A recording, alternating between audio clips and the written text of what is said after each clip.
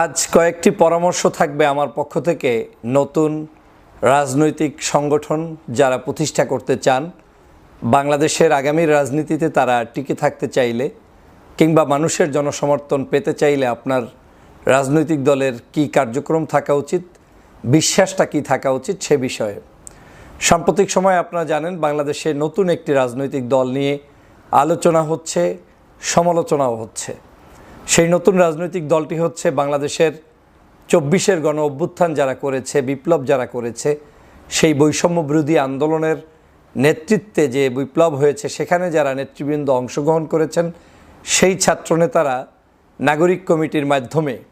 যে একটি নতুন রাজনৈতিক বন্দোবস্ত তৈরি করতে চাচ্ছে এবং সেটারই একটি দল হিসেবে নতুন আত্মপ্রকাশ, নতুন নামে তারা সামনে আসবে,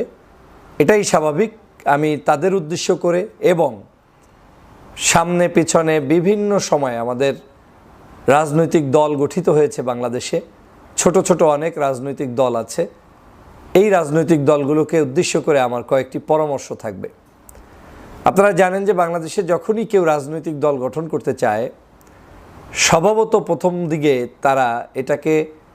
খুব একটা সেকুলার ভাব নিয়ে চেয়ারে বসার চেষ্টা করে। ভাবটা এমন যে আমরা এমন নিরপেক্ষ যে আমাদের সাথে ধর্মের কোনো লেবাস নাই, আমাদের সাথে কর্মের সাথে কোনো ধর্মীয় রক্ষণশীল ব্যক্তিদের সাথে যোগাযোগ নাই,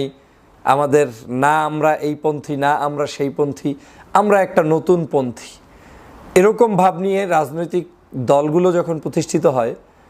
সূচনা লগ্নে যে কোনো একটা বিজয়কে কেন্দ্র করে কিছু সমর্থক স্বভাবতই তাদের সাথে থাকার চেষ্টা করে বা থাকে।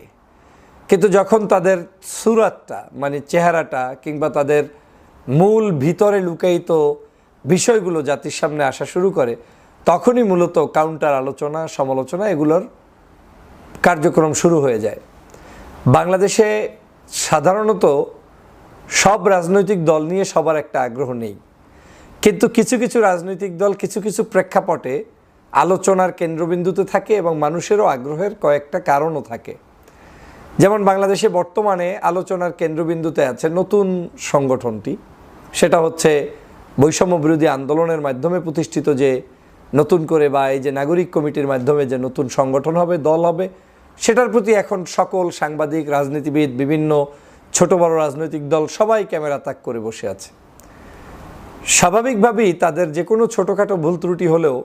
সেটা জাতির কাছে খুব দ্রুত পৌঁছে যাবে, কারণ আপনার পিছনে যারা আছে তারা কেউই আপনার বন্ধুর সুযোগ নেই, কারণ রাজনীতিতে বন্ধু আর শত্রুর